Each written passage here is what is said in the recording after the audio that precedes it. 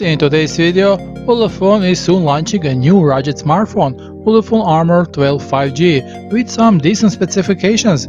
The upcoming smartphone will feature a Dimensity 700 5G chipset, 8GB of RAM and 108GB of internal storage, while carrying expandable storage support up to 1TB via TF cards. Moreover, the smartphone will come with a large 6.52-inch HD Plus display and will run on Android 11 OS.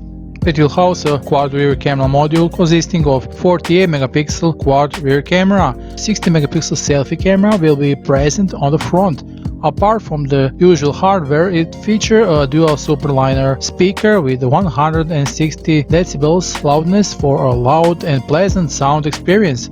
Furthermore, it will support 50 watts fast charging and offers handset-free FM radio feature. Surprisingly, the phone will carry a silver ion coating which offers protect from bacteria. There is, of course, a resistance to dust, water and shock, IP68, IP69K certification.